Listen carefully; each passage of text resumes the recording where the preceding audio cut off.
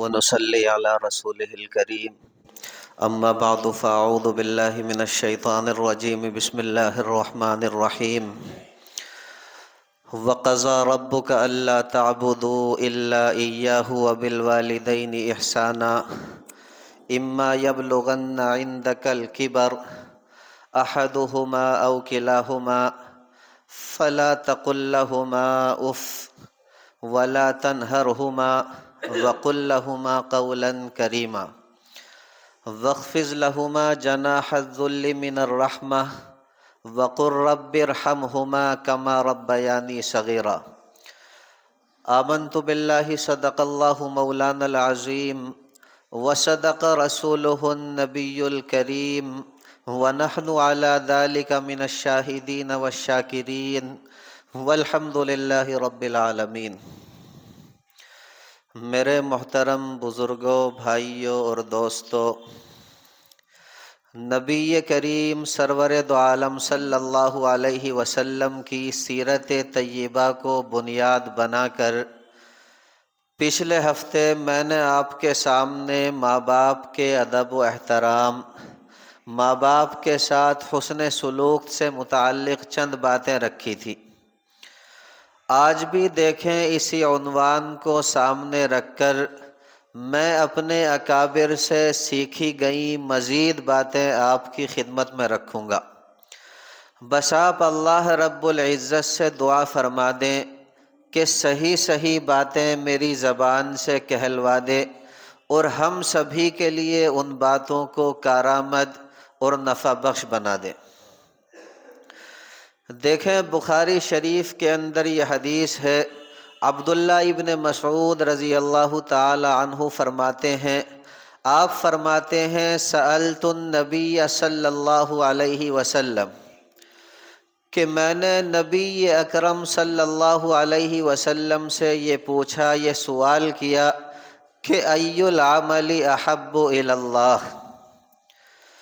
کہ اے نبی اکرم صلی اللہ علیہ وسلم یہ بتائیے کہ اللہ رب العزت کے یہاں سب سے زیادہ محبوب عمل کون سا، یعنی اللہ رب العزت کو سب سے زیادہ پسند عمل جو ہے وہ کون سا ہے۔ اس پر نبی اکرم صلی اللہ علیہ وسلم نے ارشاد فرمایا الصلاۃ علی وقتہا، کہ آپ اپنے وقت پر نماز پڑھ لیں، یہ سب سے بہترین عمل ہے۔ آپ نماز کو اس کے وقت پر پڑھ لیں، یہ عمل اللہ رب العزت کو سب سے زیادہ محبوب ہے۔ عبداللہ ابن مسعود رضی اللہ تعالی عنہ فرماتے ہیں قلت ثم ای، کہ میں نے عرض کیا اے نبی اکرم صلی اللہ علیہ وسلم اس کے بعد کون سا عمل اللہ رب العزت کو سب سے زیادہ محبوب ہے؟ آپ صلی اللہ علیہ وسلم نے ارشاد فرمایا بر الوالدین، آپ اپنے ماں باپ کے ساتھ اچھا سلوک کریں، ان کی خدمت کریں، ان کی اطاعت کریں، ان کو راضی اور خوش رکھنے کی کوشش کریں، یہ عمل اللہ رب العزت کو سب سے زیادہ پسند ہے۔ عبداللہ ابن مسعود رضی اللہ تعالی عنہ فرماتے ہیں قلت ثم ای، میں نے عرض کیا اے نبی اکرم صلی اللہ علیہ وسلم پھر اس کے بعد کون سا عمل اللہ رب العزت کو سب سے زیادہ محبوب اور پسند ہے؟ اس پر نبی اکرم صلی اللہ علیہ وسلم نے ارشاد فرمایا الجہاد فی سبیل اللہ، کہ اللہ تبارک و تعالیٰ کے راستے میں جہاد کرنا یہ اللہ رب العزت کو سب سے زیادہ محبوب ہے، اللہ رب العزت کو سب سے زیادہ پسند ہے۔ اس حدیث مبارکہ میں آپ دیکھیں ترتیب جو ہے وہ اس طرح بیان کی گئی کہ سب سے افضل عمل جو ہے وہ وقت پر نماز پڑھنے کو بتلایا گیا، اور دوسرا سب سے افضل عمل جو ہے وہ والدین کی اطاعت اور ان کے ساتھ حسن سلوک کو بتایا، اور تیسرا سب سے افضل عمل جو ہے میرے پیارے بھائیوں وہ اللہ رب العزت کے راستے میں جہاد کو بتایا۔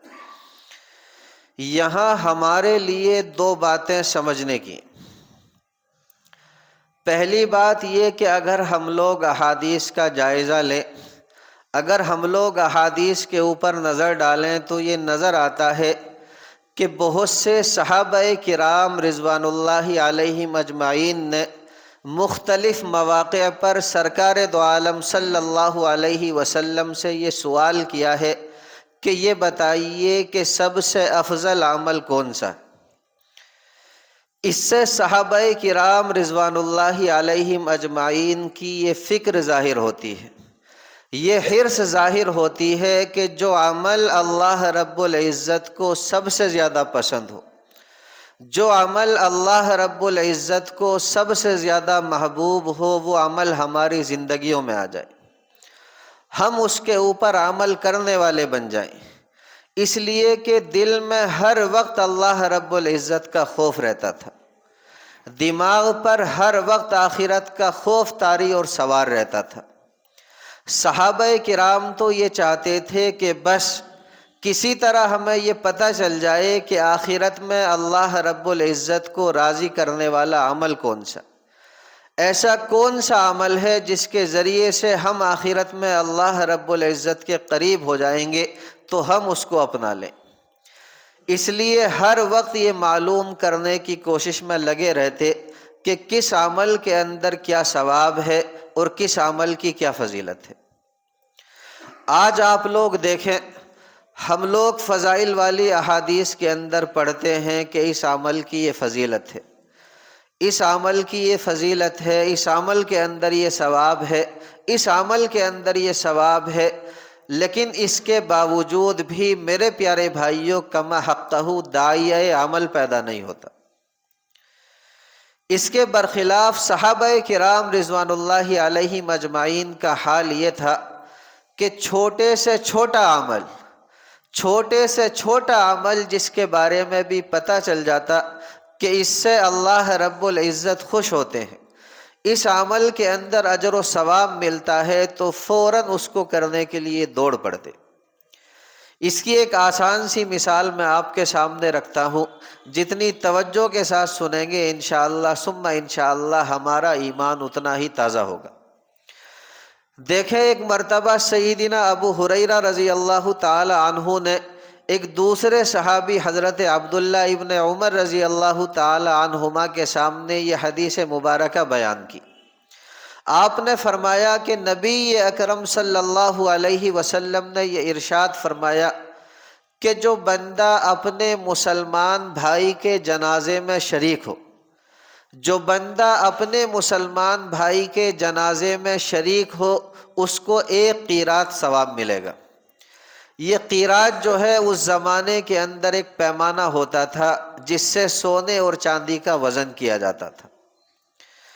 آگے ابو ہریرہ رضی اللہ تعالی عنہ فرماتے ہیں کہ نبی اکرم صلی اللہ علیہ وسلم نے آگے یہ ارشاد فرمایا کہ جو بندہ نماز جنازہ سے فارغ ہو کر اپنے بھائی کے جنازے کے پیچھے پیچھے چلے، اس کو 2 قیرات ثواب ملیں گے۔ اور فرماتے ہیں کہ سرکار دو عالم صلی اللہ علیہ وسلم نے اس سے آگے بڑھ کر یہ ارشاد فرمایا کہ جو بندہ اپنے مسلمان بھائی کی تدفین میں بھی شریک ہو، اس کو 3 قیرات ثواب ملیں گے۔ دیکھیں، قیرات جو ہے ویسے تو ایک چھوٹا سا پیمانہ ہوتا تھا، لیکن ایک دوسری حدیث کے اندر آتا ہے کہ جنت کا جو قیرات ہے وہ احد پہاڑ سے بھی زیادہ بڑا۔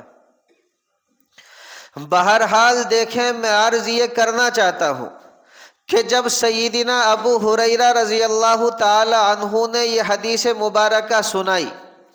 اور عبداللہ ابن عمر رضی اللہ تعالی عنہما نے اس حدیث مبارکہ کو سنا، تو آپ حسرت کا، آپ افسوس کا، آپ حیرت کا اظہار کرتے ہوئے فرمانے لگے کہ مجھے پہلے سے یہ حدیث مبارکہ معلوم نہیں تھی، جس کی وجہ سے میرے بہت سے قیرات ضائع ہو گئے۔ مطلب یہ تھا کہ مجھے پہلے سے معلوم نہیں تھا، مجھے پہلے سے پتہ نہیں تھا کہ ایک مسلمان کی نماز جنازہ میں شریک ہونے، ایک مسلمان کے جنازے کے پیچھے چلنے، ایک مسلمان کی تدفین میں شریک ہونے کا اس قدر اجر و ثواب ہے، اس کی اس قدر فضیلت ہے۔ یہی وجہ ہے کہ میں نے پہلے سے اس کا اہتمام نہیں کیا۔ اگر مجھے معلوم ہوتا تو میں ضرور اس کا اہتمام کرتا، اور اہتمام نہ کرنے کی وجہ سے میرے بہت سے قیراط ضائع ہو گئے۔ حالانکہ دیکھیں عبداللہ ابن عمر رضی اللہ تعالی عنہما وہ مایہ ناز صحابی ہیں جن کی زندگی ہی سرکار دو عالم صلی اللہ علیہ وسلم کی سنتوں کے مطابق عمل کرنے میں گزری۔ آپ کا مشغلہ ہی نبی اکرم صلی اللہ علیہ وسلم کی سنتوں پر عمل کرنا تھا، آپ کا مشغلہ ہی نبی اکرم صلی اللہ علیہ وسلم کے احکام کے مطابق زندگی گزارنا تھا۔ آپ کا نامہ اعمال نیکیوں سے بھرا پڑا ہے، لیکن اس کے باوجود بھی دیکھیں جب ایک نئے عمل کے بارے میں پتہ چلتا ہے کہ اس کے اندر بھی اجر و ثواب ہے، اس سے بھی اللہ جل جلالہ خوش ہوتے ہیں، تو میرے پیارے بھائیو حسرت کا اظہار کر رہے ہیں، افسوس کا اظہار کر رہے ہیں کہ کاش مجھے پہلے سے اس عمل کے بارے میں کیوں پتہ نہیں چل گیا۔ اگر پتہ چل جاتا تو میں اس کا ضرور اہتمام کرتا۔ آپ عبداللہ ابن عمر رضی اللہ تعالی عنہما کو چھوڑیں، ہر صحابی کا یہی حال تھا کہ ذرا سی کوئی نیکی کا موقع مل جائے، ذرا سی کسی نیکی کے بارے میں پتہ چل جائے کہ اللہ جل جلالہ اس سے خوش ہوتے ہیں، تو میرے پیارے بھائیوں فوراً اس کی طرف دوڑ پڑتے۔ یہی وجہ ہے کہ بار بار صحابہ کرام رضوان اللہ علیہم اجمعین نبی اکرم صلی اللہ علیہ وسلم سے پوچھتے کہ اے نبی اکرم صلی اللہ علیہ وسلم یہ بتائیے کہ سب سے افضل عمل کون سا؟ اور دیکھیں اگر آپ روایات کے اوپر نظر ڈالیں تو میرے پیارے بھائیوں یہ نظر آتا ہے کہ نبی اکرم صلی اللہ علیہ وسلم نے مختلف صحابہ کرام کو مختلف جوابات دیے ہیں۔ بھائی آگے آ جائیں تھوڑے سے، یہ ساری جگہ پوری کر لیجئے، آگے آ جائیں آگے۔ جیسے دیکھیں مثال کے طور پر اس حدیث مبارکہ میں نبی اکرم صلی اللہ علیہ وسلم نے ارشاد فرمایا کہ اپنے وقت پر نماز پڑھنا یہ عمل اللہ رب العزت کو سب سے زیادہ پسند ہے۔ اسی طرح دیکھیں ایک حدیث مبارکہ کے اندر آتا ہے، ایک صحابی رضی اللہ تعالی عنہ نے پوچھا کہ یا رسول اللہ صلی اللہ علیہ وسلم یہ بتائیے کہ سب سے افضل عمل کون سا؟ آپ صلی اللہ علیہ وسلم نے ارشاد فرمایا کہ سب سے افضل عمل یہ ہے کہ تمہاری زبان ہر وقت اللہ رب العزت کے ذکر سے تر رہے، یعنی تمہاری زبان پر ہر وقت اللہ رب العزت کا ذکر جاری ہو، چلتے پھرتے اٹھتے بیٹھتے ہر وقت تمہاری زبان اللہ رب العزت کے ذکر سے تر رہے۔ اسی طرح ایک روایت کے اندر آتا ہے آپ صلی اللہ علیہ وسلم نے ارشاد فرمایا اپنے ماں باپ کے ساتھ حسن سلوک کرنا، ان کی اطاعت کرنا، ان کی خدمت کرنا یہ سب سے افضل عمل ہے۔ اسی طرح ایک مرتبہ نبی اکرم صلی اللہ علیہ وسلم نے یہ جواب دیا کہ اللہ رب العزت کے راستے میں جہاد کرنا سب سے افضل عمل ہے۔ قصہ مختصر یہ کہ نبی اکرم صلی اللہ علیہ وسلم نے اپنے پیارے اصحاب کو مختلف جوابات دیے ہیں، جس کی وجہ سے احادیث مبارکہ کے اندر تضاد نظر آتا ہے، لیکن سچی بات یہ ہے کہ میرے پیارے بھائیوں کوئی تضاد نہیں۔ آپ تھوڑا سا مضمون سمجھیں انشاءاللہ ثم انشاءاللہ بات کا سمجھنا بڑا آسان ہو جائے گا۔ دیکھیں یوں سمجھ لیجئے کہ ہر انسان کے حالات کے لحاظ سے، ہر انسان کے حالات کے لحاظ سے افضل عمل جو ہے وہ بدلتا رہتا ہے۔ کسی بندے کے لیے وقت پر نماز پڑھنا سب سے افضل عمل ہے، کسی بندے کے لیے اپنے ماں باپ کی اطاعت کرنا یہ سب سے افضل عمل ہے، کسی انسان کے لیے اللہ رب العزت کے راستے میں جہاد کرنا یہ سب سے افضل عمل۔ یوں کہہ لیجئے کہ حالات کے لحاظ سے اور انسان کے لحاظ سے افضلیت کے اندر جو ہے وہ فرق پڑ جاتا ہے۔ کس طرح؟ مثال کے طور پر دیکھیں، ایک شخص سرکار دو عالم صلی اللہ علیہ وسلم کی بارگاہ میں آتے ہیں، آ کر کے سوال کرتے ہیں کہ نبی اکرم صلی اللہ علیہ وسلم یہ بتائیے کہ سب سے افضل عمل کون سا؟ آپ صلی اللہ علیہ وسلم کو پہلے سے معلوم تھا کہ یہ بندہ پکا سچا نمازی ہے، یہ بندہ نماز کے اندر کسی بھی طرح کی کوئی کوتاہی نہیں کرتا، اس لیے اس کے سامنے نماز کی فضیلت بیان کرنے کی کوئی ضرورت نہیں۔ لیکن آپ صلی اللہ علیہ وسلم نے دیکھا کہ ماں باپ کے حق کے اندر اس سے کوتاہی ہو جاتی ہے، تو اس سے فرما دیا کہ بھائی آپ کے لیے سب سے افضل عمل یہ ہے کہ آپ اپنے ماں باپ کے ساتھ اچھا سلوک کریں۔ اسی طرح دیکھیں، کسی بندے کے بارے میں دیکھا کہ یہ نماز کا پکا پابند ہے، اسی طرح اپنے ماں باپ کی اطاعت بھی خوب کرتا ہے، لیکن دیکھا کہ جہاد کی طرف اس کو رغبت نہیں، جہاد کی طرف اس کو اتنا شوق نہیں جتنا ہونا چاہیے تھا، اس لیے اس سے فرما دیا کہ تمہارے حق میں سب سے افضل عمل یہ ہے کہ اللہ رب العزت کے راستے میں جہاد کرو۔ اسی طرح دیکھا کسی بندے کے بارے میں کہ یہ نماز کا بھی پابند ہے، اپنے ماں باپ کا بھی وفا شعار اور خدمت گزار ہے، اسی طرح اللہ کے راستے میں جہاد بھی کرتا ہے، لیکن دیکھا کہ اللہ رب العزت کے ذکر کی طرف اس کا اتنا دھیان نہیں، تو یہ فرما دیا کہ تمہارے لیے سب سے افضل عمل یہ ہے کہ تم اللہ رب العزت کا ذکر جو ہے وہ اپنی زبان کے اوپر جاری اور ساری رکھو۔ تو یوں سمجھ لیجئے کہ صحابہ کرام کے حالات کے لحاظ سے نبی اکرم صلی اللہ علیہ وسلم نے مختلف جوابات دیے ہیں، ورنہ یاد رکھیں یہ جتنے بھی اعمال ہیں یہ سارے کے سارے فضیلت والے ہیں، اور ہر مومن کو ان اعمال کو اپنی زندگیوں کے اندر داخل اور شامل کرنا چاہیے۔ اللہ رب العزت عمل کی دولت سے مالا مال فرما دے۔ بہرحال دیکھیں، شروع میں نے یہ عرض کیا کہ اس حدیث مبارکہ کے اندر نبی اکرم صلی اللہ علیہ وسلم نے یہ بتایا کہ سب سے افضل عمل یہ ہے کہ انسان وقت پر نماز پڑھے، یعنی نہ صرف یہ کہ نماز پڑھے بلکہ ہر نماز کو اس کے وقت پر پڑھے۔ آج آپ لوگ دیکھیں ہمارا اس طرف دھیان ہی نہیں ہوتا، نماز کا وقت آتا ہے چلا جاتا ہے، ہمیں احساس ہی نہیں ہوتا، اور ہم بیٹھے بیٹھے نماز کو قضا کر دیتے۔ کوئی کہتا ہے کہ نماز قضا ہو گئی تو جواب یہ ہوتا ہے کہ ہو گئی تو ہونے دو، آگے پڑھ لیں گے، بعد میں پڑھ لیں گے، پھر سے پڑھ لیں گے۔ لہٰذا یہ معاملہ میرے پیارے بھائیوں اتنا معمولی اور آسان نہیں جتنا ہم لوگ سمجھتے۔ آپ دیکھیں قرآن مقدس کے اندر اللہ جل جلالہ کا فرمان ہے، اللہ رب العزت نے ارشاد فرمایا فویل للمصلین، کہ خرابی ہے، ہلاکت ہے، تباہی ہے، الذین هم عن صلاتهم ساہون، ان نمازیوں کے لیے جو اپنی نمازوں کی طرف سے غفلت میں پڑے ہوں، یعنی انہیں یہ احساس ہی نہیں ہوتا کہ کب نماز کا وقت آیا تھا اور کب چلا گیا، بالکل احساس نہیں ہوتا۔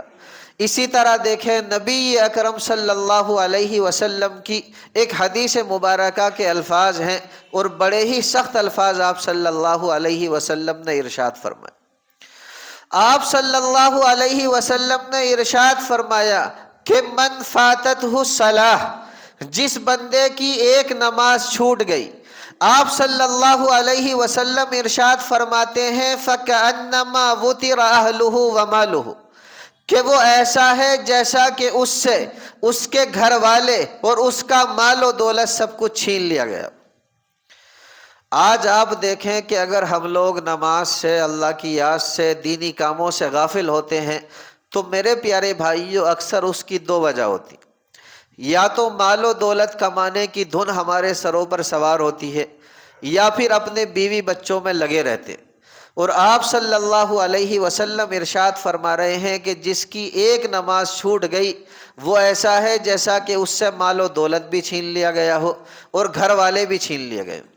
اب بتائیے جب یہ دونوں نعمتیں ہم سے چھین لی گئی تو ہمارے پاس بچا کیا؟ کچھ نہیں بچا۔ اس لیے کہتا ہوں کہ میرے پیارے بھائیوں، نماز کے قضا کرنے یا چھوڑ دینے کو اتنا معمولی نہ سمجھیں۔ بہرحال دیکھیں، آج یہ میرا موضوع نہیں تھا، انشاءاللہ کبھی اللہ نے سہولت دی تو نماز کی فضیلت سے متعلق بھی ایک بیان کا سلسلہ شروع کریں گے۔ آج تو دیکھیں صرف اتنا بتانا چاہتا ہوں کہ دوسرے نمبر پر نبی اکرم صلی اللہ علیہ وسلم نے اس حدیث مبارکہ میں والدین کی اطاعت کو رکھا، اور تیسرے نمبر پر جہاد فی سبیل اللہ کو رکھا، یعنی ماں باپ کے ساتھ حسن سلوک کو، ماں باپ کی اطاعت کو۔ جہاد جیسی عظیم عبادت کے اوپر بھی اللہ کے پیارے نبی نے فوقیت اور فضیلت دی۔ حالانکہ آپ دیکھیں جہاد جو ہے وہ اتنی عظیم عبادت ہے، اللہ رب العزت کو اتنی پسند ہے۔ حدیث مبارکہ کے اندر آتا ہے، بخاری شریف کی یہ حدیث ہے کہ جب بندہ اللہ رب العزت کے راستے میں جہاد کرتا ہے اور شہید ہو جاتا ہے تو اللہ جل جلالہ اس کو اس طرح گناہوں سے پاک و صاف کر کے اٹھاتے ہیں جیسے کہ آج ہی وہ اپنی ماں کے پیٹ سے پیدا ہوا۔ اسی طرح دیکھیں ایک اور حدیث مبارکہ کا مفہوم ہے جس میں نبی اکرم صلی اللہ علیہ وسلم نے ارشاد فرمایا، آپ نے فرمایا کہ جب بندہ مرنے کے بعد اللہ رب العزت کے مقامات قرب کو دیکھے گا، اسی طرح جنت کو دیکھے گا، تو اس کے دل میں کبھی بھی دنیا کے اندر واپس آنے کی خواہش پیدا نہیں ہوگی، کیونکہ دنیا کی حقیقت کھل کر اس کے سامنے آ جائے گی۔ وہ یہ سمجھ چکا ہوگا کہ یہ دنیا اس جنت کے مقابلے میں کتنی بے حیثیت چیز تھی،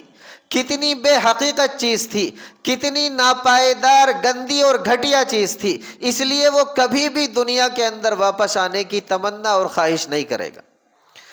ہاں البتہ ہمارا وہ بھائی جو جہاد کرتے ہوئے اللہ رب العزت کے راستے میں شہید ہو گیا ہوگا، وہ یہ تمنا کرے گا کہ کاش مجھے دنیا کے اندر پھر سے بھیج دیا جائے، میں پھر جا کر کے اللہ کے راستے میں جہاد کروں اور پھر شہید ہو جاؤں۔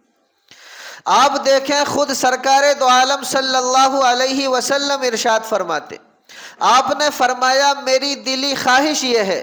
میری دلی تمنا یہ ہے کہ میں اللہ رب العزت کے راستے میں جہاد کروں اور شہید ہو جاؤں، پھر مجھے زندہ کیا جائے، پھر میں جہاد کروں، پھر شہید کر دیا جاؤں، پھر مجھے زندہ کیا جائے، اسی طرح پھر جہاد کروں، پھر شہید کر دیا جاؤں۔ اتنی عظیم عبادت ہے، لیکن اس کے اوپر نبی اکرم صلی اللہ علیہ وسلم نے ماں باپ کی اطاعت کو فوقیت دی ہے۔ تو علماء کرام نے لکھا ہے کہ بندوں کے جتنے حقوق ہیں ان میں سب سے مقدم حق یہ ہے کہ انسان اپنے ماں باپ کی قدر کرے، ان کی خدمت اور اطاعت گزاری کا کام کرے۔ اللہ رب العزت مجھ سمیت ہر مومن کو اپنے ماں باپ کا اطاعت گزار اور وفا شعار بنا دے۔ اللہ عمل کی توفیق مرحمت فرما دے۔